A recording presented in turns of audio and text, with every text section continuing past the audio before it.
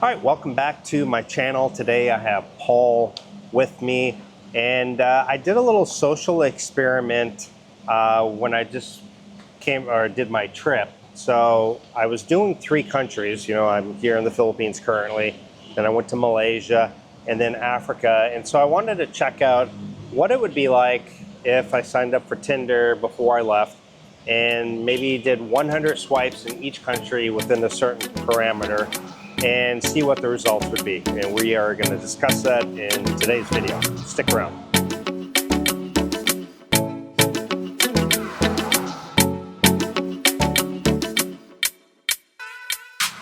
All right, Paul, thanks for joining. I appreciate it. Paul's Asian Adventure. Paul's Asian Adventure. And I'll put it on the screen here. And of course, his wife's channel as well. Filipino Life with Mia. Filipino Life with Mia, yeah. So I know we were talking about it, and you had some questions. I was like, okay, so let me just go ahead and bring you on the video about it. But so you did that social experiment was 100 swipes for 3 countries. yes, So what you talked about parameters? What were the parameters for that? That's kind of interesting to know. I basically did the same age group for everyone. So like 22 to like 35, I believe was the age that I've set. Okay. And I did exactly 100 swipes, which I think is like maybe 2 or 3 days of swiping if you have the free Tinder. I didn't have any intention of meeting anybody. It was just simply, I just wanted to see what the results would be percentage-wise and everything. So Can you put other parameters in Tinder like body type, skinny, athletic, or something? Or you didn't bother with that? I think with Tinder, I think you have to sign up Sign for like up for that. a goal. Okay, yeah. okay. So the only thing you could do is the age group, right? basically the age group and like where. So I started off with the Philippines. And the results? And Drum roll? the results, the results were 65% match. 65%. Yeah. But 65 is still really good. I mean, Right. in the US, Yes. you're lucky if you get 2 or 3%. Right. Exactly. Okay, so out of those 65%, obviously you didn't chat with them and all that. But I got some messages. You got but some I didn't really- messages. yeah. But just initial overview, how many would you say, as we know, there are quite a few, not quite a few, but there are some scammers on these apps. How many you would say are scammers? How many were looking for sugar daddies? Like percentage, right? Just a rough estimate. Well, on Tinder, like right away in their profile, a lot of them, or maybe 15%, were saying looking for a very supportive boyfriend. Long distance is okay. And I'm like, oh yeah, so they obviously just want you to send money. So they're looking for a wallet. Some were actually said, I'm looking for a sugar daddy. Wow. Which is kind of blunt. So the real percentage then is down to 30, 40% in reality, right? Yeah, honestly, if you're looking for maybe a genuine girl. And the one thing I noticed, and we'll talk about each country, is the Philippines, they're a bit more, they want you to contact them. Like you got to make the first move to message to say, hi, how are you? Okay. So You didn't get a lot of even though you matched, you didn't get many messages. No. You had to send a message to see what the response was as part of the experiment, right? Yeah, they're more of a kind of a passive type girls, you know, they Passive want you aggressive.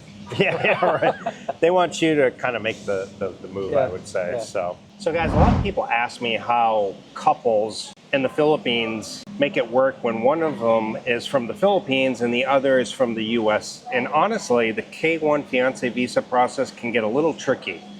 If you and your partner are serious about starting your life together in the US, then I highly recommend working with Visa Assist USA. They specialize in K1 visas and make sure everything's done right the first time. Check the link in the description, in the pinned comment for more information. Yeah, and then I went to Malaysia. I was there for 4 nights. Now, before you say anything, I've always heard Malaysia. I've never tried to date there, obviously. The first time I went there, I was married. So. Right. But I heard Malaysia is much harder to date than in the Philippines. Not just a bit harder, but much harder. So very interesting, this social experiment. I'm very interested to know what the percentages are there. That's what I thought too. I said I'm probably not going to get a whole lot of matches. So the interesting thing about Malaysia is I really didn't. I did the 100 swipes and I matched with 40%. Wow. Pretty high. You still got it, buddy. Yeah, I guess so. Must have been the filter. But you use, that's another question. You use it was the same exact profile, same nothing profile. changed, right? Yeah. Okay. Nothing changed, Yeah. no. Just location, the age, everything's the same. The one thing I noticed is you're not really talking to a lot of Malaysian girls per se. It's almost like they're Chinese Malay. I got a lot of matches with Chinese Malay. I got matches with Filipina OFWs. Oh, really? Yeah. Some from other countries. And then Africa, believe it or not. I guess there's actually a good travel chunk, between Malaysia a good chunk of women from Africa. And so I didn't really see any of these scamming profiles there. Not really. And I didn't really see anybody saying looking for sugar daddy or. So the quality was much higher. Then. I think the quality was probably higher. It's a much bigger mix. It's not just Filipinos. Higher diversity. Yeah. Higher diversity. Yeah. That was the big thing I noticed. So you didn't see many profiles with sugar daddies. How about the actual quality of the women, the beauty, the body sizes, all that? Would you say that was better in Malaysia or better in the Philippines? That's a hard one. I have to say Malaysia. Really? I hate to say it, but Filipinas you're starting to see a lot more chubby Filipinas. So I actually covered that on one of my videos I released yesterday. Yeah. Yeah. And it's not just a bit, it's a lot more. It's a lot more. I would almost on a daily basis, I would say I see a good 30% of the population is overweight. Oh, at least. And I have statistics that show in 2022, it was almost 40%. And since 22 it's increased, so it's higher than that. But the other thing that I think leads to that is obviously the diet. You know, the food in Malaysia is fantastic, very healthy. Yeah. While the food in the Philippines, it's a lot of rice, a lot of starches, a lot of sugars. Yes. There's sugar in everything. Yeah. So, and then the other thing that people don't talk about is that most people now have scooters. So they don't walk as much as they used to, right? So that's why they're gaining weight. Yeah, that's true. By Malay, I think they walk just as much as before, but they have a much healthier diet and they have their culture, I think I see much more people walking there and working out than I do here. Yep, I agree. They just have much more options for eating. Like here, you go to a restaurant, you may have a couple options for salads, and they're nothing fantastic. Basic. And in Malaysia, you would have a whole section just of different salads. Yeah. Fresh berries on yogurt. Granola in the morning, yogurt, yeah. fruits and everything. Yeah. So fantastic bread, healthy bread, not just And so I think honestly, Malaysia was probably right up on par with the Philippines with the dating. However, again, you're looking at a mix. Yeah. It's not just like Malaysian girls. There's a few Malaysian, Filipino OFWs, a Thai girl. Not a tiger, a Thai girl. Yeah. Mostly Chinese then, right? Mostly Chinese Malay. Okay. Ones Chinese that were Malay. born in Malaysia but are Chinese descent. Yeah. Interesting. Yeah, I thought it was. Now, you said here they were much more passive. How about Malaysia? Were they passive, or did some of them reach out to you, or how was that? They were almost on the same level, except for some of the girls would message, but I would say it's almost on the same level of passive. They want you to kind of make the first move, it seemed like. So still that feminine way of doing things. That you have to be the man, you have to lead, you have to take the initiative, right? Exactly. So then we fly over to a whole nother continent out of Asia. And so I land in Kenya. And that very first night, I arrived late, but I started swiping on that first night. I couldn't believe it. After the 100 swipes of being in Kenya, 95% match. 95%. And not only that, a week later, after I had already kind of finished, I wrote down all the results, the last two or so that hadn't matched with me, matched. So basically 100%. 100%. Oh my God. No lie. Unbelievable. And I mean, it was just insane. Now, a question I have, were they all, I was going to say African American, but they're not African American. No, not they're at all. African. Were they all African, or did you have some blend there too? No, no, it's all African. All African. So it's okay. all African. Okay. And there's a lot of attractive Kenyan girls, and I think a lot of people may be confused. Maybe if they are from America, they think of maybe a black girl from the U.S. and they think similar, but Yeah. not really. They speak British English Okay. with an accent. They're much more feminine, Not aggressive. not aggressive, but What about their mhm, physique? Because like when I sure. hope this doesn't go down No, the wrong no, way. yeah. For the viewers, when I think of African Americans in the U.S., they're usually overweight. They Yeah, yeah. usually have very big, you know, uh, Mhm. and usually they can be very aggressive in Sure. their attitude. Yeah. But you already said they're very feminine. No, but what no. about their physique? You have a mix. You're going to get some bigger girls, Yeah, but for the most part, I found that there's a lot of in shape. Like I would go hiking and I would see lots of girls hiking with their friends, and they were in good shape. yeah. I saw girls playing soccer, a soccer match between a girl team, and so there was a lot that were also very petite. You know, I saw Really? girls who were like 5 foot. One waitress, I had a beautiful waitress one day.